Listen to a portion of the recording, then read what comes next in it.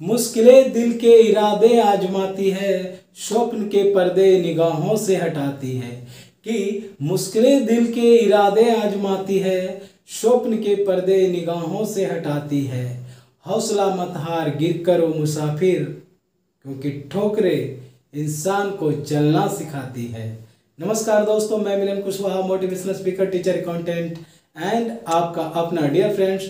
Welcome to all of you officers club. My dear friends, आज की session में basically हम लोग डिस्कस करेंगे capital expenditure and revenue expenditure. यदि एक ऐसा टॉपिक यदि आपके एग्जामिनेशंस में नहीं भी क्वेश्चन आते हैं तो you should know about this, because capital expenditure क्या होता है, रेवेन्यू एक्सपेंडिचर क्या होता है, बहुत ही इंपॉर्टेंट टॉपिक है। तो डियर फ्रेंड्स, वीडियो में स्टार्ट टू एंड बने रहिए। और यदि आप इस चैनल पर नए हैं तो just subscribe this channel, because इस चैनल पर आपको हर अपडेटेड से अपडेट किया जाता है। तो dear friends, don't kill the time and let's begin.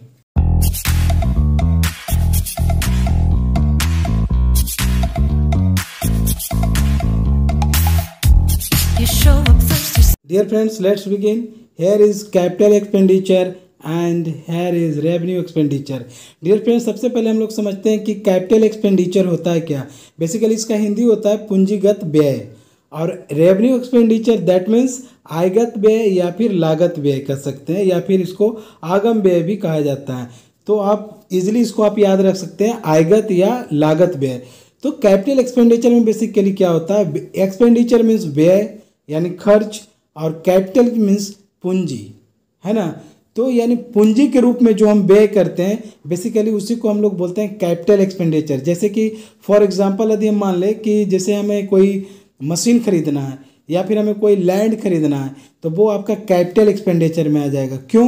क्योंकि कैपिटल एक्सपेंडिचर बोलता है कि कैपिटल एक्सपेंडिचर वैसे एक्सपेंडिचर को कहते हैं जो कि कोई भी स्थायी संपत्ति को यदि क्रय करना है यानी परचेज करना है या फिर उसका निर्माण करना है तो उसे हम बोलते हैं कैपिटल एक्सपेंडिचर। आई थिंक आपको समझ में आ रही होगी बात। कैपिटल एक्सपेंडिचर मीन्स सबसे पहला माइंड में कॉन्सेप्ट ये क्लियर करना है कि कैपिटल एक्सपेंडिचर मीन्स अस्थाई संपत्ति यानी परमानेंट, जैसे कि लैंड, जैसे मशीन। तो कोई भी हम अस्थाई संपत्ति यानी परमानेंट एसेट बनाना चाहते हैं, उसको हम क्रय करना चाहते हैं, परचेज करना चाहते हैं या फिर उसका निर्माण करना चाहते हैं, तो उस पर जो खर्च होता है ना उसे बोलते हैं हम लोग कैपिटल एक्सपेंडिचर। इसको लिखेंगे कैसे, तो पूंजीगत व्यय किसी स्थायी संपत्ति का क्रय करने अथवा इसके निर्माण करने के लिए किया जाता है। समझने के लिए आप ऐसे समझ सकते हैं, फिर से एक बार रिपीट कर देते हैं कि कैपिटल एक्सपेंडिचर यानी किसी भी स्थायी संपत्ति का यदि हमको क्रय करना है, परचेज करना है या फिर उसका निर्माण करना है तो उस पर जो व्यय होता है, खर्च जो होता है, बेसिकली उसी को कैपिटल एक्सपेंडिचर बोलते हैं। ठीक है।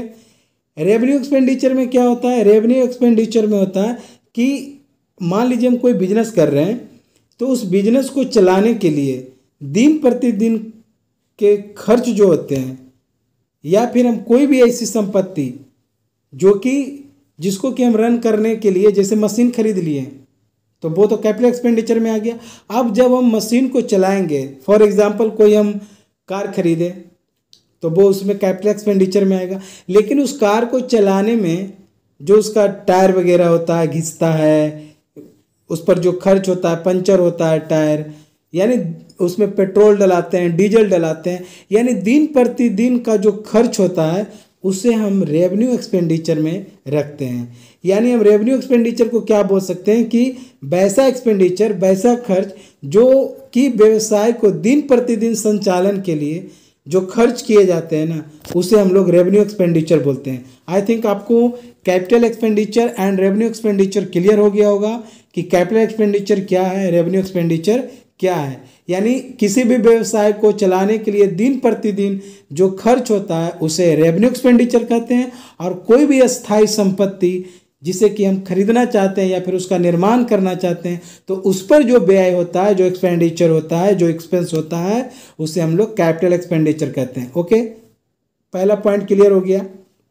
आगे बढ़ते हैं। देखिए, आपको शॉर्ट नोट्स लिखने के लिए आएगा और श्योर लिखने के लिए आएगा, और यहीं से आपका ऑब्जेक्टिव क्वेश्चन का भी मतलब क्लियर होते चला जाएगा। तो चलिए capital expenditure and revenue expenditure का फर्स्ट पॉइंट हम लोग क्लियर कर ले। सेकेंड पॉइंट को देखा जाए कि कैपिटल एक्सपेंडिचर जो होता है वो व्यवसाय की लाभोपार्जन क्षमता में वृद्धि करने के लिए किया जाते हैं। यानी पूंजीगत व्यय क्या होता है कि हमने कोई व्यवसाय किया तो उस व्यवसाय में हमें अधिक से अधिक लाभ मिले, तो इसलिए हम लोग उस पर खर्च करते हैं। जैसे एक मशीन से मान लीजिए कि हमको महीने का 10,000 इनकम हो रहा है, उस 10,000 को हम 20,000 करना चाहते हैं तो हम क्या करेंगे, एक मशीन और बाय करेंगे। तो मशीन को बाय करना क्या है, कैपिटल एक्सपेंडिचर। यानी अपनी व्यवसाय में लाभोपार्जन की क्षमता वृद्धि करने के लिए, अधिक से अधिक लाभ कमाने के लिए जो वृद्धि करते हैं खर्च में, उसे हम लोग पूंजीगत व्यय में रखते हैं, कैपिटल एक्सपेंडिचर के अंतर्गत रखते हैं। ठीक है। दूसरी तरफ यदि हम देखें कि रेवेन्यू एक्सपेंडिचर जो होता है लाभोपार्जन क्षमता को वर्तमान स्तर तक बनाए रखने के लिए, अर्थात संपत्तियों के कार्य कुशल दशा में बनाए रखने के लिए किए जाते हैं।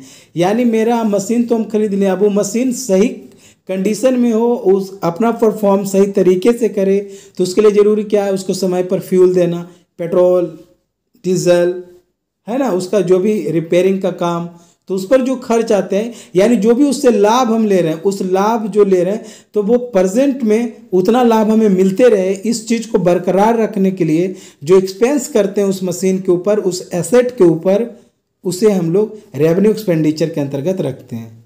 क्लियर। चलिए नेक्स्ट क्वेश्चन देखते हैं। क्वेश्चन नंबर नहीं, पॉइंट नंबर 3 कि पूंजीगत व्यय जो होता है, पूंजीगत व्यय से प्राय अनेक वर्षों तक लाभ प्राप्त होता है कि नहीं। जैसे हम कोई मशीन खरीद लिए या कोई कार खरीद लिए और उसको हम भाड़े पर लगा दिए, तो क्या होता है, एक बार तो खरीदते हैं लेकिन उससे वर्षों तक, 2 बरस 3 बरस 4 वर्ष, यानी मोर देन 1 ईयर हम उससे इनकम जनरेट करते रहते हैं। जबकि रेवेन्यू एक्सपेंडिचर में ऐसा नहीं होता है। रेवेन्यू एक्सपेंडिचर में आप मैक्सिमम यानी अधिकतम 1 वर्ष तक ही लाभ प्राप्त कर सकते हैं। ये रेवेन्यू एक्सपेंडिचर है। यानी रेवेन्यू एक्सपेंडिचर में हमें कब तक लाभ मिलेगा, यानी मैक्सिमम 1 ईयर।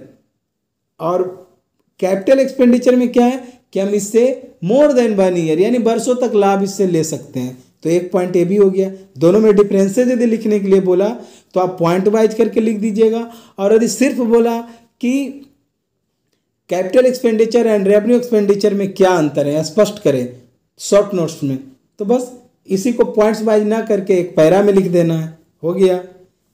पॉइंट 4 की बात करें तो कैपिटल एक्सपेंडिचर की जो स्थिति होती है वो बैलेंस शीट में लिखा जाता है कि हमने कैपिटल को बाय करने के लिए कितना एक्सपेंस किए, उसको जब हम लोग बैलेंस शीट बनाते हैं, आई थिंक जो अकाउंट्स स्ट्रीम से रहे होंगे, जो अकाउंट से जो ऑनर्स किए उन्हें पता होगा बैलेंस शीट, और जो ऑनर्स नहीं किए तो मैं आपको आगे क्लास में मैं बताऊंगा बैलेंस शीट क्या होता है, कैसे बनाया जाता है। आपको बरी होने की कोई आवश्यकता नहीं है, सारा कंटेंट इस चैनल पर आपको मिलेगा, जो कि आपको अपेंडिक्स 2A फर्स्ट अटेम्प्ट में आपको क्लियर हो जाएगा। ठीक है। तो देखिए पूंजीगत व्यय जो होता है यानी कैपिटल एक्सपेंडिचर की जो स्थिति होती है वो बैलेंस शीट में लिखा जाता है, बट रेवेन्यू एक्सपेंडिचर जो होता है प्रॉफिट एंड लॉस अकाउंट में लिखा जाता है। This is the difference between capital expenditure and revenue expenditure. Capital expenditure का मेंशन बैलेंस शीट में होता है, वाइल रेवेन्यू एक्सपेंडिचर का mention profit and loss account में होता है। ठीक है, याद रखिएगा, बहुत ही इंपॉर्टेंट टॉपिक पर डिस्कशन हम लोग कर रहे हैं। नेक्स्ट पॉइंट की यदि बात करें तो कैपिटल एक्सपेंडिचर जो होता है इस पर डिप्रिसिएशन लगाया जा सकता है, यानी हार्स, यानी आज हमने कोई मशीन खरीदी, आज हमने कोई कार खरीदी, तो वो क्या होता है आफ्टर 1 ईयर 2 ईयर 3 ईयर्स उसका वैल्यू क्या होता है, घटने लगता है, डिप्रिसिएट हो जाता है। तो ये डिप्रिसिएशन आता कहाँ से, तो ये डिप्रिसिएशन उसके चलने से, उसके घिस पीट से, मान लीजिए उसको व्हील जो है, टायर जो है घिस गया, मशीनें पुरानी हो गई, तो उसका क्या होता है, उस पर डिप्रिसिएशन लगाया जाता है। जबकि रेवेन्यू एक्सपेंडिचर में डिप्रिसिएशन नहीं लगाया जाता है।